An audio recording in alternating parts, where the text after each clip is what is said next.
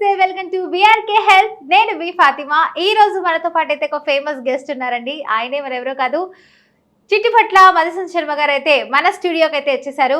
ప్రముఖ ఆయుర్వేద వైద్య నిపుణులు. సో డాక్టర్ గారితో మాట్లాడి మరిన్ని వివరాలు తెలుసుకుందామండి. నమస్తే డాక్టర్ గారు. నమస్తే. ఎలా ఉన్నారండి? మీరు ఎలా ఉన్నారమ్మా? చాలా బాగున్నాను సార్. సార్ ఇప్పుడు చూసుకున్నట్లయితే కొంతమంది మన వ్యూవర్స్ కొన్ని క్వశ్చన్స్ అయితే అడగమంటున్నారు. సో వాళ్ళలో అందరూ పెట్టిన కమెంట్స్ ని కొన్ని ఫీడ్ చేసి ఫిల్టర్ చేసి మేమైతే అడుగుతున్నాము. ఇప్పుడు డయాబెటీస్ అన్నది కామన్ అయిపోయింది సార్. కానీ అలాంటి డయాబెటీస్ని తిప్పి కొట్టడానికి అంటే నివారించుకోవడానికి ఎలాంటి ఫుడ్ ఐటమ్స్ తీసుకోవాలి, డైట్ ప్లాన్స్ ఏమైనా ఉన్నాయంటారా? డయాబెటీస్ రాకుండా ఉండేందుకు వచ్చిన తర్వాత అది కంట్రోల్ ఉంచుకునేందుకు కూడా రివర్సిబుల్ తెచ్చుకునేందుకు కూడా మంచి మంచి డైట్ ప్లాన్స్ ఇప్పుడు మనకి రివర్స్ అయ్యే విధంగానే కావాలి సార్. ఎగ్జాక్ట్లీ. సో ఈ మధ్య కాలంలో డయాబెటీస్ వచ్చేందుకు ప్రధానమైన కారణం ఏంటంటే కార్బోహైడ్రేట్స్ అంటే పిండి పదార్థాలు ఎక్కువ తీసుకుంటున్నారు, స్వీట్స్ ఎక్కువ తీసుకుంటున్నారు, వ్యాయామ రహిత జీవనం గడుపుతున్నారు. చాలా మంది స్వీట్స్ అంటే మీరు ఇప్పుడు దీపావళి ఇట్లనే కొన్ని ఫెస్టివల్స్ వస్తుంటాయి, ఇంట్లో కూడా స్వీట్స్ చేసుకుంటాం. అది ఎక్కడ పాడైపోతాయో ఎందుకు పడేయడం అనే విధంగా కూడా కొంతమంది తినేస్తున్నారు అతిగా.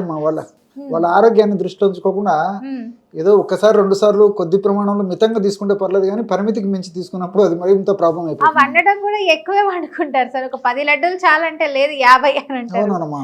ఇంకా అలా వేస్ట్ అయిపోతాయని చెప్పి సగం తినేస్తున్నారు. సో వీటి వల్లనే ఈ ప్రాబ్లమ్స్ అన్ని ఎక్కువ అయిపోతున్నాయి. సో డయాబెటీస్ రాకుండా ఉండేందుకు ఒకవేళ వచ్చిన తర్వాత కంట్రోల్లో ఉంచుకునే దానికి ప్రోటీన్ ఎక్కువ ఉన్నటువంటి ఆహారం తీసుకోవాలమ్మా. కార్బోహైడ్రేట్స్ తక్కువ ఉండాలి, ప్రోటీన్ ఎక్కువ ఉండాలి. అదేవిధంగా ఫైబర్ ఫుడ్ కూడా ఎక్కువ తీసుకోవాలమ్మా. ఫైబర్ ఫుడ్ మనం తీసుకునే ఆహార పదార్థాలు ఇవి లేకపోవడం చేతనే ఈ యొక్క ప్రాబ్లమ్స్ అన్ని కలుగుతున్నాయి. కాబట్టి ప్రధానంగా ముడి ధాన్యాలు ఎక్కువగా తీసుకుంటున్నాలి.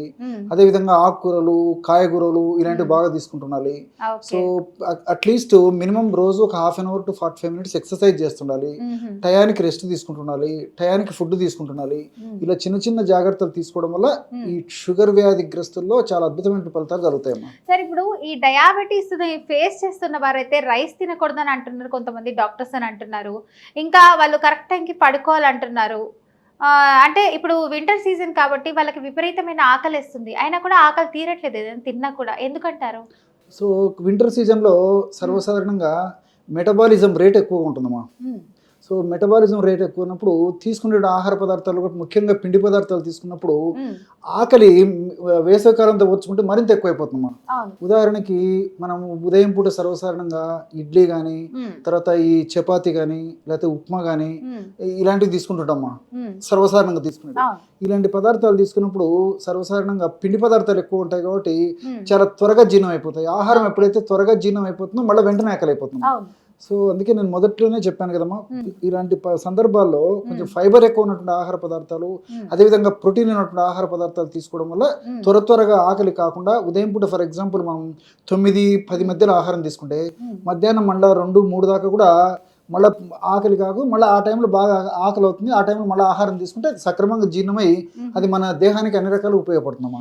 ఓకే సార్, ఇంకొంతమంది వ్యూవర్స్ అడగమంటున్నారు. ఇప్పుడు మనకి వింటర్ సీజన్ లో కంకులు వస్తాయి కదా సార్, మొక్కజొన్న పొత్తులు, అవి స్వీట్ పొటాటో ఒకటి, ఇలాంటివి తింటే షుగర్ లెవెల్స్ ఇంకా పెరుగుతాయి అంటున్నారు.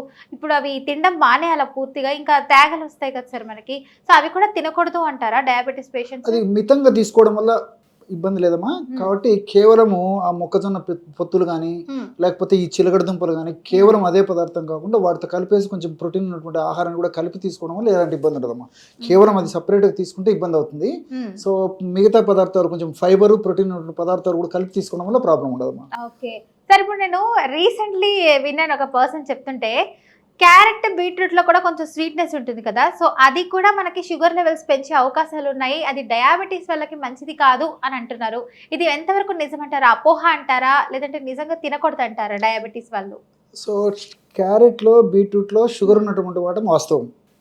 కానీ చాలా మంది స్వీట్నెస్ ఉంటుంది కదా, అదేనమ్మా స్వీట్నెస్ ఉంటుంది, అది వాస్తవమ్మా. అది మనకు టేస్ట్ కూడా తెలిసిపోతుంది. కానీ మిగతా పదార్థాలు కూడా పరిగణనలో తీసుకోవాలమ్మా. అంటే క్యాలరీస్ విషయంలో కానీ, అదేవిధంగా ఫైబర్ విషయంలో కానీ, మైక్రోన్యూట్రియంట్స్ విషయంలో కానీ, ఇతర ఆల్కలాయిడ్స్, కెమికల్స్ విషయంలో కానీ మనం చూసుకున్నట్లయితే మిగతా పదార్థాలు కూడా ఉన్నాయి. కాబట్టి మితంగా లిమిటెడ్గా తీసుకోవడం వల్ల ప్రాబ్లం ఉండదమ్మా. ఈ క్యారెట్ కానీ, బీట్రూట్ కానీ మరీ ఎక్కువ తీసుకుంటే ఏదైనా ప్రాబ్లం అయిపోతుంది. కానీ ఉదాహరణకి బీట్రూట్ గురించి ఆలోచించినట్లయితే ఇప్పుడు బీట్రూట్లో నైట్రేట్స్ ఉంటాయమ్మా. ఈ నైట్రేట్స్ ఉన్నప్పుడు బాడీలోకి పోయిన తర్వాత నైట్రిక్ ఆక్సైడ్గా మారిపోతాయి. సో ఫర్ ఎగ్జాంపుల్ షుగర్ వ్యాధి గ్రస్తుల్లో సర్వసాధారణంగా ఏం జరుగుతుంటమ్మా, రక్తనాళాలు గట్టి పడిపోయి ఉంటాయమ్మా. రక్తనాళాలు సంకోచ వ్యాకోచాలు సరిగ్గా జరగవు అనమాట. సో ఎప్పుడైతే ఈ యొక్క బీట్రూట్ వాడతామో బీట్రూట్లో ఉన్నటువంటి నైట్రేట్స్ దేహంలోకి పోయిన తర్వాత నైట్రిక్ ఆక్సైడ్గా మారిపోయిన తర్వాత ఆ నైట్రిక్ ఆక్సైడ్ రక్తనాళాలు బాగా వ్యాకుగా చింపజేయడానికి ఉపయోగపడుతుంది. ఎప్పుడైతే బ్లడ్ వెజిల్స్ బాగా డైలేట్ అయిపోతాయో బ్లడ్ సర్క్యులేషన్ బాగా జరుగుతుంది. సో దానివల్ల గుండె జబ్బులు, తర్వాత మెదడుకు సంబంధించిన జబ్బులు, రక్తనాళాల జబ్బులు రాకుండా కూడా ఉంటాయమ్మా.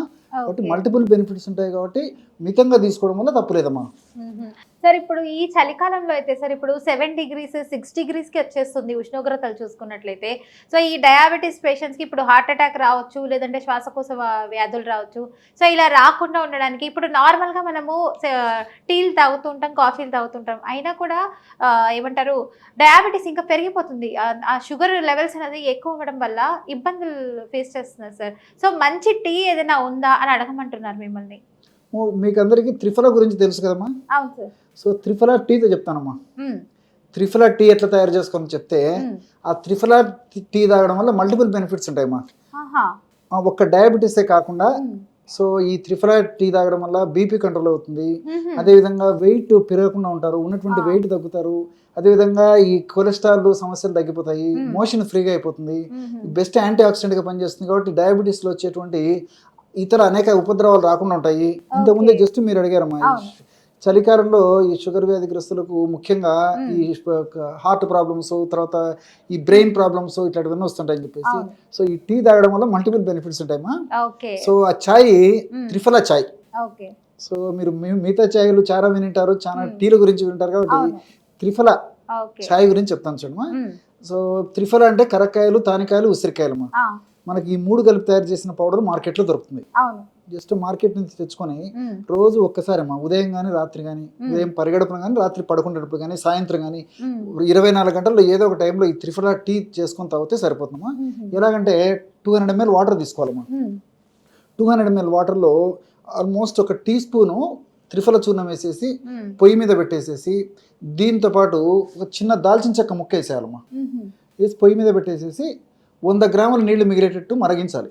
200 grams వాటర్ తీసుకొని అందులో త్రిఫలా చూర్ణం 1 టీ స్పూన్ వేసుకొని కాస్త దాల్చిన చెక్క ఒక చిన్నది వేయాలి, క్రష్ చేసేసి మరిగించేసి 100 ml నీళ్లు మాత్రమే మిగిలేటట్టు మరిగించేసేసి దించేసేసి, గోరువెచ్చగా లేదా మనం తాగలిగినంత వేడి ఉన్నప్పుడు దాన్ని ఫిల్టర్ చేసేసి, అందులో వీలైతే 1 pinch ఆఫ్ టర్మరిక్ పౌడర్ అమ్మా, టర్మరిక్ పౌడర్, తర్వాత కొంచెం నిమ్మరసం కలిపి తీసుకోవడం వల్ల మరి ఒక డయాబెటీస్ వ్యాధిగ్రస్తులే కాకుండా మిగతా వాళ్ళకి కూడా multiple benefits ఉంటాయమ్మా.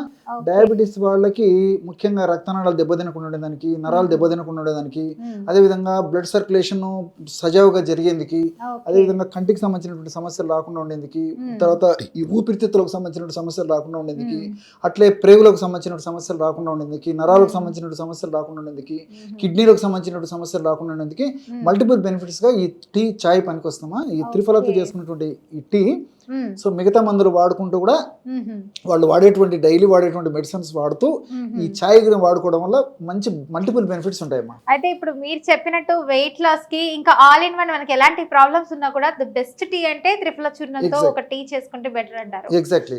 Okay, thank you so much sir, చాలా చక్కటి టీ గురించి మాకు చెప్పారు. డయాబెటీస్ పేషెంట్స్ ఎవరైతే శ్వాసకోశ వ్యాధులతో అయితే బాధపడుతున్నారో, టీ తాగాలి, షుగర్ లెవెల్స్ పెరిగిపోతున్నాయి, చక్కెర ఇలాంటివన్నీ యూజ్ చేయకూడదు అంటున్నారని చాలా మంది ఫీల్ అవుతూ ఉంటారు ఇలాంటి సమస్యలతో బాధపడుతూ. సో అలాంటి వాళ్ళకైతే త్రిఫలా టీ అయితే ది బెస్ట్ టీ అండి. సో ఈ ఇంగ్రీడియంట్ సార్ చెప్పారు చాయ్ ఎలా తయారు చేసుకోవాలని. సో అది మీరు పాటించినట్లయితే మీకు ఫ్రీ అయిపోతుంది, ఎలాంటి ప్రాబ్లం అయితే రాదండి. సో ట్రై చేయండి, ఎలా ఉందో కింద కమెంట్ రూపంలో తెలియజేయండి. ఇంకా ఏదైనా డౌట్స్ ఉంటే మీకు కింద కమెంట్ రూపంలో తెలియజేయండి, లేదా డాక్టర్ గారితోనే మాట్లాడాలి అని అనుకున్న వాళ్ళైతే వెంటనే కింద స్క్రోల్ అవుతున్న నెంబర్కి కాల్ చేయండి. మధుసూదన్ సార్తో అయితే మీరు మాట్లాడుకోవచ్చండి.